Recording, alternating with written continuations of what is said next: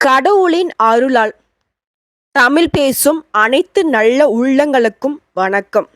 வாழ்க வளமுடன். இப்போ வந்திருக்கக்கூடிய குரு பெயர்ச்சி 12 ஆண்டுகளுக்கு பிறகு மேஷ ராசியில இருந்து ரிஷப ராசிக்கு மாறி இருக்கிறாரு. இதன் காரணமா நமக்கு எந்தெந்த மாதிரியான அற்புதமான பலன்கள் நிகழப்போகுது அப்படிங்கிறத நம்ம சேனல்ல ஆல்ரெடி பதிவு பண்ணியிருக்கோம்.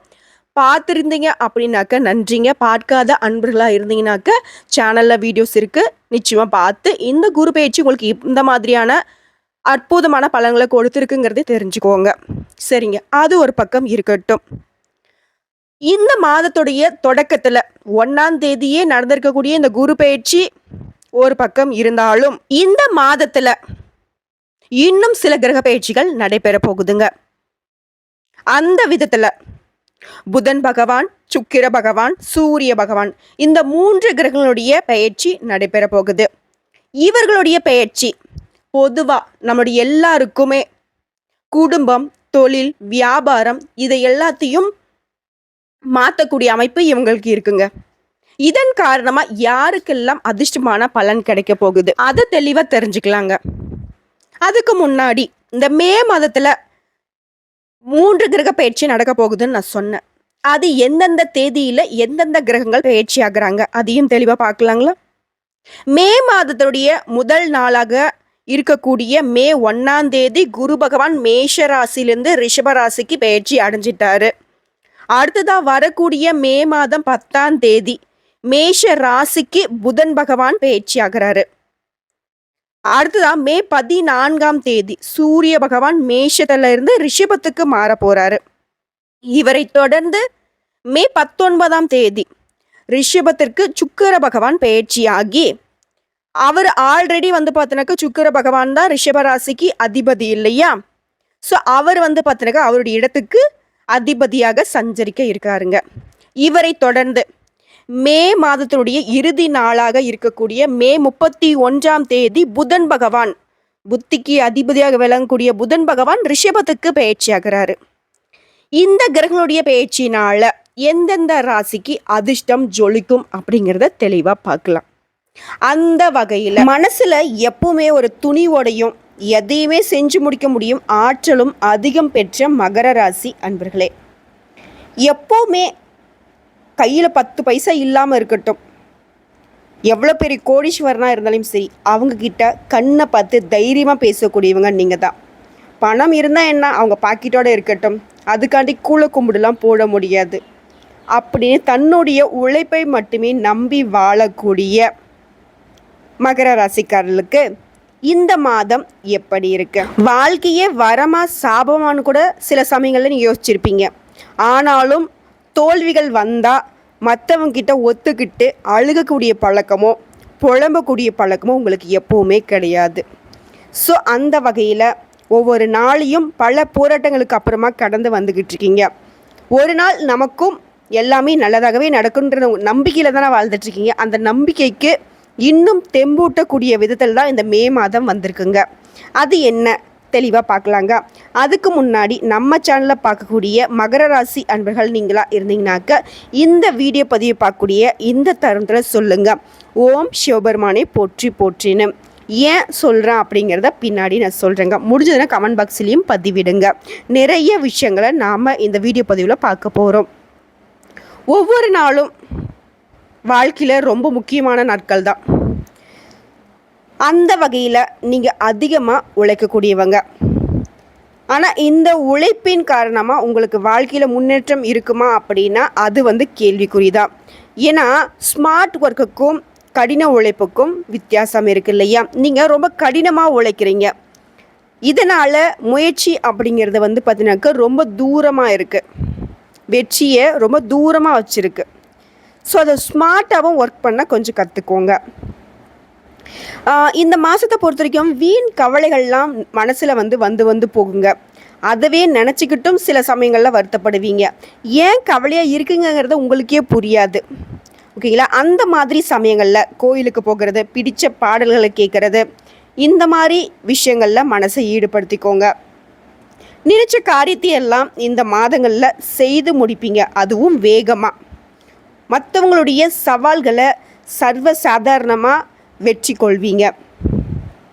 பண வரத்தும் இந்த மாதத்தை பொறுத்த வரைக்கும் ரொம்பவே திருப்திகரமாக இருக்கும். அதே நேரத்தில் எதிர்பாராத செலவுகள் வரத்துக்கும் வாய்ப்பு இருக்குது. வரவு தான் நல்லா கை நிறைய வந்துருச்சு அப்படின்னு செலவுகள் செஞ்சிட்டிங்க அப்படின்னா சில இடங்களில் கைகளை பிசைஞ்சிக்கிட்டு நிற்கக்கூடிய ஒரு வாய்ப்பும் இருக்குது. ஸோ அதனால் வரக்கூடிய வரவை செலவுக்கு தகுந்த மாதிரி கையிருப்பில் வச்சுக்கோங்க. மேலும் உங்களுடைய உடைமைகளில் கவனமாக பார்த்துக்கோங்க. வெளியூர் பயணங்கள் மேற்கொள்ளும் பொழுது சிலருக்கு பொருள் இழப்பு ஏற்படுறதுக்கும் வாய்ப்பு இருக்குது. அடுத்த சொந்த தொழில் செய்யக்கூடிய மகர ராசி அன்பர்களுக்கு வியாபாரத்தில் உங்களுடைய பண தேவைகளை சரி கட்ட நண்பர்கள் மூலம் உதவி கிடைக்குங்க. தொழிலையும் நல்ல முன்னேற்றம் காண்பீங்க. அதற்கான முயற்சிகள் எல்லாமே வெற்றியை கொடுக்கும். உத்தியோக பணிகளில் இருக்கக்கூடிய மகர ராசி அன்பர்களை பொறுத்த வரைக்கும் அலுவலகம் தொடர்பான வேலைகளில் சிலருக்கு அலைச்சல்கள் இருக்கும். உங்களுடைய வேலைகளையே செய்து முடிக்க சக ஊழியர்கள் முட்டுக்கட்டையாக நிற்பாங்க. அதை தாண்டி சமாளித்து வெற்றி காண்பீங்க. அடுத்ததான் நீங்கள் செய்த வேலைகளுக்கும் நல்ல பலன்களை எதிர்பார்க்கலாம். இதை தாண்டி குடும்பத்தை பொறுத்த வரைக்கும் வீண் பிரச்சனைகள் தலை தூக்கும். இருந்தாலும் அந்த பிரச்சனைகளை எல்லாத்தையும் ரொம்பவே சாமர்த்தியமாக சாதுரியமாக சமாளிச்சிருவீங்க.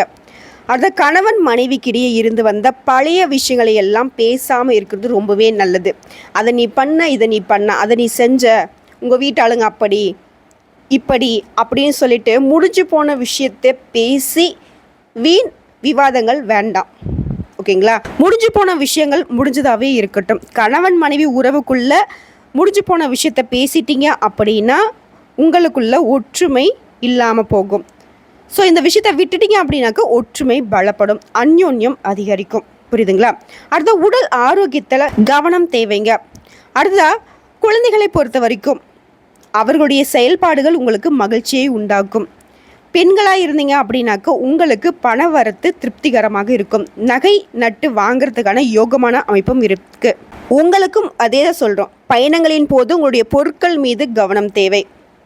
அடுத்த எடுத்த காரியத்தை எல்லாம் முடிப்பதில் தாமதம் ஏற்பட்டாலும் வெற்றி நிச்சயம். அடுத்த கலைத்துறையில் இருக்கக்கூடியவங்களா இருந்தீங்கன்னாக்கா முயற்சிகளின் பேரில் புதிய ஒப்பந்தங்கள் கையெழுத்தாகும். இது என்னன்னு பார்த்தீங்கன்னா நீங்கள் உங்களுக்கு தேவையான வாய்ப்புகளை தேடி போவதன் மூலயமா உங்களுக்கான வேலை கிடைக்கும். அதை விட்டுட்டு அதுவாக எனக்கு வரும் அப்படின்னு சொல்லி கலைத்துறையில் இருக்கக்கூடியவங்க வெயிட் பண்ணிங்க அப்படின்னாக்க அதுக்கு பலனே கிடையாதுங்க. ஆனால் பொருளாதார ரீதியாக இந்த மாதத்தை பொறுத்த வரைக்கும் கலைத்துறையினருக்கு சிறப்பாகவே இருக்கும். நீங்கள் எதிர்பார்த்த புகழ் பாராட்டுகள் எல்லாமே கிடைக்கும். அடுத்த அரசியலில் இருக்கக்கூடியவங்களுக்கு வாகனத்தை பயன்படுத்துகிறப்போ ரொம்பவே கவனமாக இருங்க. சிலருக்கு உத்தியோக பணிகளில் இருக்கக்கூடிய அன்பர்களுக்கு இடமாற்றம் உண்டாகலாம். அடுத்ததாக இந்த மாதத்தை பொறுத்த வரைக்கும் உத்தியோக பணிகளில் இருக்கக்கூடியவங்களுக்கு இடமாற்றம் உண்டாகலாம். மேலும் நண்பர்கள் மூலம் நீங்கள் எதிர்பார்த்த உதவிகள் எல்லாமே கிடைக்குங்க. பொதுவாக சொல்லினாக்க இந்த மே மாதத்தை பொறுத்த வரைக்கும் மகர ராசிகளுடைய வாழ்க்கை தரமே உயரப்போகுதுங்க. அடுத்ததாக மகர ராசியை சேர்ந்த மாணவர்களுக்கு உங்களுடைய தேர்வுகளில் கூடுதல் மதிப்பெண் பெறணும் அப்படின்னாக்க நீங்கள் எடுக்கக்கூடிய முயற்சிகள் எல்லாமே கை கூடுங்க. வீண் அலைச்சல்களை தவிர்ப்பது மாணவர்களுக்கு ரொம்பவே நல்லது. ஃப்ரெண்ட்ஸ் கூட ஊர் சுற்றுறது இந்த மாதிரி எந்த விஷயங்களையும் ஈடுபடாமல் படிப்பில் கவனம் செலுத்துனீங்க அப்படின்னாக்க நல்ல மதிப்பெண்கள் பெற முடியும். அடுத்ததாக நட்சத்திர பலன்களை பார்க்கலாங்க. உத்திராடம் 2ஆம் பாதம் 3ஆம் பாதம் 4ஆம் பாதம் மற்றும் திருவோணம் மற்றும் அவிட்டமில் 1ஆம் பாதம் 2ஆம் பாதம் இவைகள் சேர்ந்தது தான் மகர ராசி. அந்த வகையில் உத்திராடம் 2ஆம் பாதம் 3ஆம் பாதம் 4ஆம் பாதம் நட்சத்திரக்காரர்களுக்கு இந்த மாதத்தில் இவ்வளோ நாளாக வீடு வாங்கிறதுக்கும் தடை, மனை வாங்கிறதுக்கும் தடை, ஏதாவது சுபகாரியங்கள் செய்யணும், நற்செயல்கள் செய்யணும் அப்படின்னாக்கா தடை மீது தடை வந்துக்கிட்டே இருந்துச்சு இல்லையா? அந்த தடைகள் எல்லாமே மாறப்போகுது. நீங்கள் நினச்ச விஷயங்கள் நினச்ச மாதிரியே ஈடேறி வரப்போகுது. வீடு வாங்கிறது, மனை வாங்கிறது, கல்யாணம், சுபகாரியம் இந்த மாதிரி நிறைய விஷயங்கள் அடுத்தடுத்து நடைபெற போகுது. இதன் காரணமாக குடும்பத்தில் மகிழ்ச்சி நிரம்பி வழிய போகுது. அடுத்த தாயாருடன் இருந்து வந்த மனக்கசப்புகள் நீங்க போகுது. அடுத்ததாக தாய் வழி உறவுக்காரங்கிட்ட இருந்து வந்த மனக்கசப்புகளும் நீங்க போகுது. பெருசாக சண்டை சச்சரவை போட்டு நீங்கள் மனஸ்தாபங்களை வச்சுருந்தாலும் சரி அது எல்லாமே நீங்கள் போகுது. புதுவிதமான உறவுகளும் நீடிக்க போகுதுங்க. வேலை வாய்ப்பில் இருந்த சுணக்கங்கள் மாறப்போகுது. நல்ல வேலைகள் கிடைக்க போகுது. உங்களுடைய வாக்கு வன்மை கூட போகுது, தைரியம் கூடுங்க. ஆக மொத்தத்தில் இந்த உத்திராடம் நட்சத்திரக்காரர்களுக்கு அமோகமான மாதமாக இந்த மே மாதம் அமைஞ்சிருக்கு. அடுத்ததாக திருவோணம் நட்சத்திரக்காரர்களுக்கு இந்த மாதத்தில் உங்களுடைய பிள்ளைகளின் வளர்ப்பில் கவனம் தேவைங்க. உடல் நிலையில் உங்களுடைய உடல் ஆரோக்கியத்தில் நல்ல முன்னேற்றம் ஏற்படும். மாத்திரை செலவினங்கள் குறையும். அதாவது மருத்துவ செலவுகள் செஞ்சுக்கிட்டு இருக்கீங்க, உடல் ஆரோக்கியம் ரொம்ப பாதிக்கப்பட்டிருக்கு அப்படின்னாலும் சரி, அதில் ஒரு நல்ல முன்னேற்றம் இருக்கும். கணவன் மனைவிக்கிடையே இருந்த கருத்து வேறுபாடுகள் எல்லாமே மாறிய போகுது. இருந்தாலும் வீண் வாக்குவாதம் வேண்டாம், அதில் மட்டும் கொஞ்சம் கவனமாயிருங்க. நண்பர்கள் மூலமும் அனுகூலமான பலன் கிடைக்கும். வெளியூர் பயணங்கள் செல்கிறீங்க அப்படின்னா அதில் பார்த்தினாக்கா உடைமைகள் மீது கவனம் வச்சுக்கோங்க. யாரை பற்றியும் வீண் விமர்சனம் வேணாம். மற்றவங்களுடைய விஷயத்தில் நீங்கள் தலையிடாதீங்க. மற்றவர்களும் உங்களுடைய விஷயங்களில் பர்சனல் விஷயமாகட்டும், குடும்ப விஷயமா இருக்கட்டும், தலையிடாமல் பார்த்துக்கொள்வது சிறப்பு. அடுத்ததாக அவிட்டம் நட்சத்திரம் 1ஆம் பாதம் 2ஆம் பாதம். இந்த மாதத்தை பொறுத்த வரைக்கும் தந்தையார் உடல் ஆரோக்கியத்தில் முன்னேற்றம் ஏற்படுங்க. அது மட்டும் இல்லாமல் தந்தை கூட ஏற்பட்டிருந்த கருத்து வேறுபாடுகள்லாம் நீங்கள் போகுது. நீங்கள் வேலை செய்யக்கூடிய இடங்களில் ரொம்பவே எச்சரிக்கையாக நடந்து கொள்ளுங்க. ஏன்னா உங்கள் வேலைகளில் உங்களுக்கு அடி மீது அடி விழுவதுக்கான வாய்ப்பு இருக்குது. என்ன மேடம் சொல்கிறீங்க, எனக்கு புரியல அப்படின்னா, வேலை செய்யக்கூடிய இடங்களில் சக ஊழியர்களால், உங்களுடைய மேல் அதிகாரிகளால் உங்களுடைய வேலைக்கே வேட்டு வர்றதுக்கான வாய்ப்பு இருக்குது. மேலும் பண விஷயத்தை பொறுத்த வரைக்கும் இந்த நட்சத்திரக்காரர்கள் ரொம்பவே கவனமாக இருக்கணும். ஏதாவது சொந்தமாக தொழில் செய்கிறீங்க அப்படின்னாக்கா முதலீடுகள் செய்கிறதில்ல ரொம்பவே யோசித்து முதலீடு செய்யுங்க. அடுத்த தூங்க போகிறதுக்கு முன்னாடி குலதெய்வத்தை வணங்கி விட்டு தூங்க போகிறது ரொம்பவே நல்லது. தேவையற்ற மனக்குழப்பங்கள் நீங்கும். தேவையில்லாத கற்பனையும் வளர்த்துக்காதீங்க. ஒரு சின்ன விஷயமா இருந்தால் கூட சரி, ரொம்ப யோசித்து உடல் ஆரோக்கியம் பாதிக்கப்படக்கூடிய அளவுக்குலாம் யோசிப்பீங்க. அது வேண்டாங்க. ஆக மொத்தத்தில் இந்த மே மாதத்தை பொறுத்த வரைக்கும் நம்மளுடைய மகர ராசி அன்பர்களுக்கு 100%க்கு ஒரு 66% பார்த்தீங்கன்னாக்கா நல்ல விதத்தில் தான் இருக்குது. மீதி இருக்கக்கூடிய விஷயத்தை நீங்கள் சரி செய்யணும் அப்படின்னாக்கா கவனமாக இருந்தால் மட்டும் போதும். வார்த்தைகளில் நிதானம் தேவை. ஒரு செயல்களில் கவனம் இருக்கட்டும். உங்களுடைய உடைமைகள் மீது கவனம் இருக்கட்டும். சுற்றி இருக்கிறவங்கள பற்றின புரிதல் வேணும். இதை மட்டும் ஃபாலோ பண்ணிட்டா போதுங்க. 100% நன்மைகளை தரக்கூடிய விதத்தில் இந்த மே மாதம் உங்களுக்கு மாறிடும். இன்னும் சிறப்பாக இருக்க பிரதோஷ காலங்களில் சிவபெருமானையும் நந்தி தேவரையும் தீபம் ஏற்றி வழிபாடு செய்வதன் மூலயமா உங்களுடைய எல்லா பிரச்சனைகளும் நீங்கும்.